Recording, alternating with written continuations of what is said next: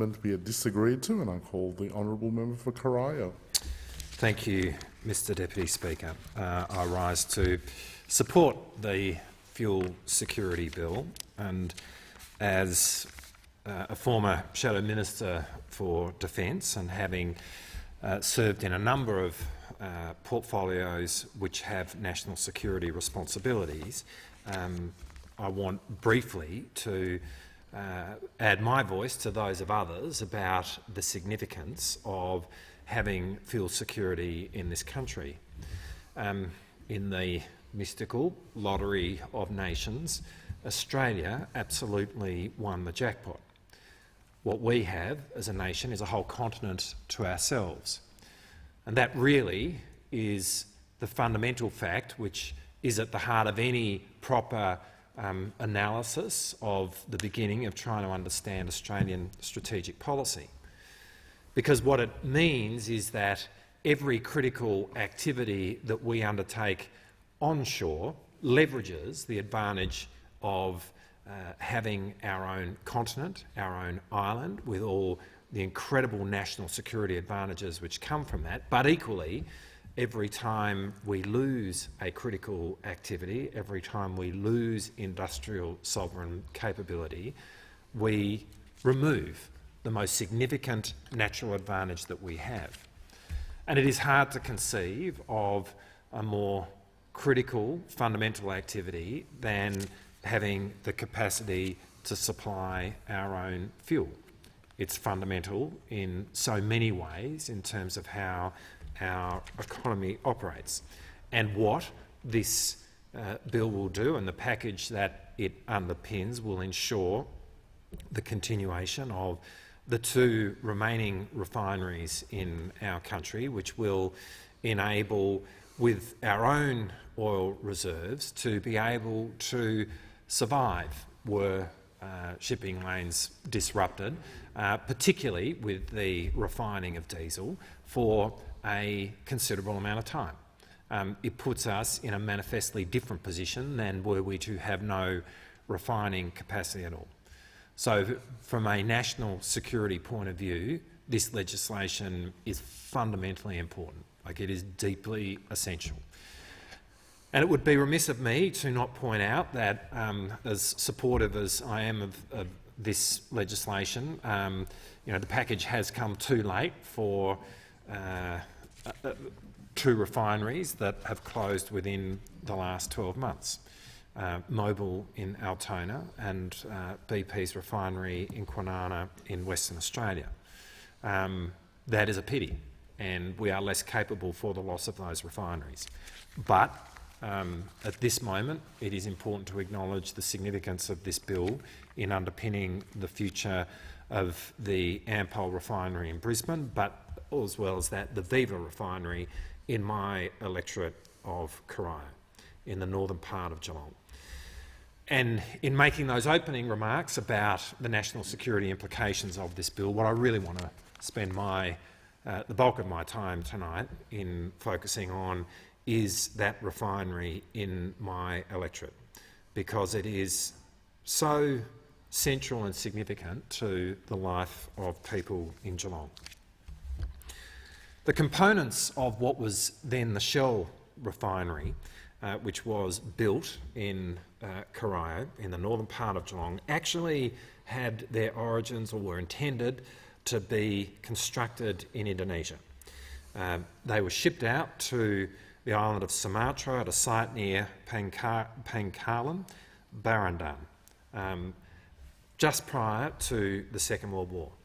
With the onset of the Second World War, it was impossible to construct the refinery. But remarkably, at the conclusion of the Second World War, the unpacked refinery, as it were, had not been touched by the occupying Japanese. And so the asset that Shell had there was still intact. That said, there was some hesitancy on the part of Shell in London about following through on the construction of the refinery at that site, given the political uncertainty in the region as it was. And so from there, Shell's head office in London decided instead to ship the items, the packages, to Australia and to establish the refinery in Geelong. The federal government at the time agreed to let those components come into Australia free of duty, and indeed the Indonesian authorities at the time allowed for the components to leave Sumatra. The plant was then constructed on a 132-hectare site which had formerly been grazing land in 1951. It was constructed by a Dutch contractor called Werkspoor, and there was an agreement between the Victorian State Government and the ACTU at the time to enable labour to come in from the Netherlands to help in the construction, given that the skills that were required to construct the refinery were not present in Australia at the time. In combination with that, the Harbour Trust built a pier at the site and organised for the dredging of Corio Bay, which allowed ship access to the site. Its construction is, in a sense, one of the great stories of Australian migration. It speaks so much to what the history of this country has been as an immigrant nation. 1,000 workers from 14 countries around the world, but particularly from the Netherlands, were involved in the construction of the refinery from 1951 to the point of it being the refinery being opened in March of 1954. To this day, there is a Dutch community in the northern suburbs of Geelong, in Corio and Norlane, which owe their origins to those workers who came out to help build the Shell refinery as it was in the mid-1950s. My father was a teacher at Geelong Grammar School, which was adjacent to the refinery site. It's where I grew up and spent my childhood. So I actually grew up right next to the refinery, and it forms a large part of the memory of my youth. I can remember in days where there perhaps wasn't quite the same environmental standards as there are now, getting on my bike and riding around the refinery and picking up yellow blocks of sulphur, I think it was, which I happily took back to my parents, put it on the kitchen table. They were obviously completely horrified with what I'd managed to retrieve, and picked it up with their plastic gloves and made sure that it went into the bin straight away. But such was my kind of youthful joy or glee at this miraculous establishment next to where we lived. When I was older, a student at the school, there was a clock tower which I used to be able to go up at night time, and from there the view of the refinery was something to behold. Thousands of lights with the flame above it that made it look like some kind of fairy kingdom. It was our own personal display for that end of town, and it really was a remarkable sight to behold.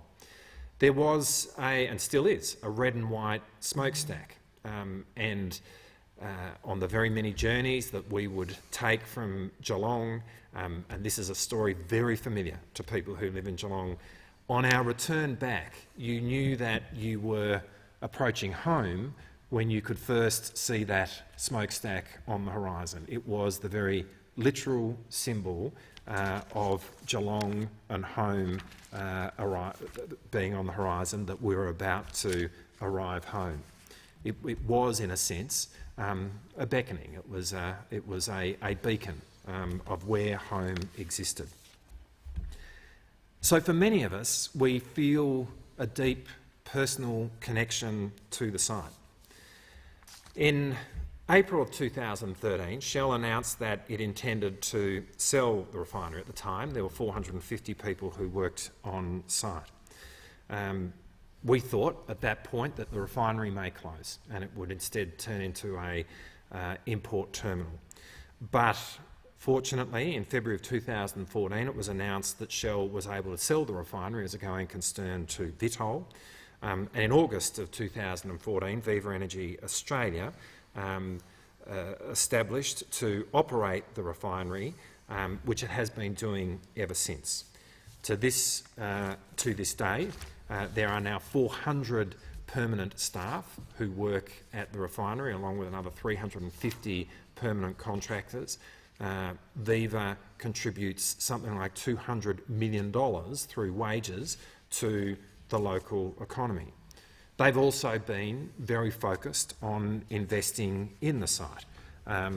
They've committed to investing the better part of $1 billion over a 5-year period to the upgrade of the site through a number of significant works, and indeed since taking over they've already committed $600 million, spent $600 million on the upgrade of the site. And so when you do a tour of the site, it is an extraordinary example of industry, of human ingenuity.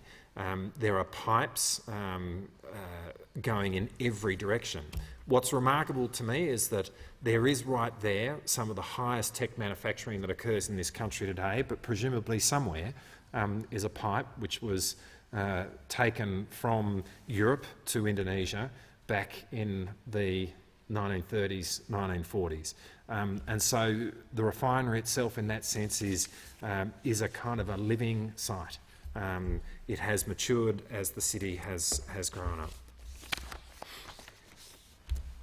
What all of that story and its sentimentality, I suppose, says is that the refinery is principally about producing a product, which, as I said at the outset, is fundamental to how our economy operates.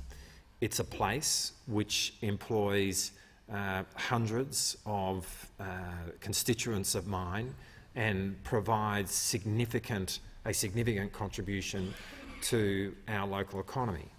And all of that is deeply important. But it's actually much more than that.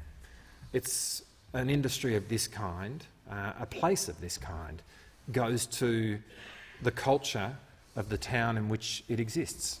In that sense, it's not unique.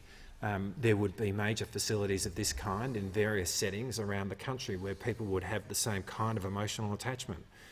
But its shape, its size, its landscape, its skyline defines the place in which I live. It defines the memories of my childhood. It defines how we see the world in Geelong in which we live. In Trades Hall, Geelong Trades Hall, there is a mural of Geelong, and right in the centre of it is that red and white smokestack that I referred to as a kind of symbol of what Geelong actually looks like. That's what this refinery is. It is profoundly important to the shape, the size, the place that is Geelong.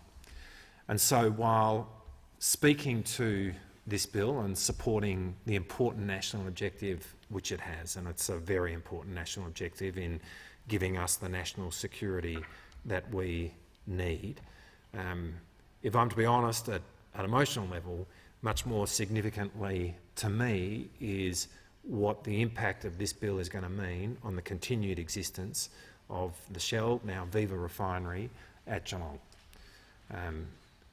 That its contribution to the local economy, the jobs that it provides to constituents of mine, but its place in the soul, in the landscape, in the identity of Geelong.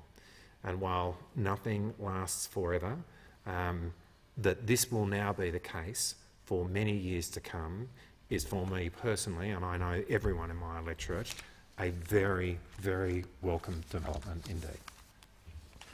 The question is that the amendment be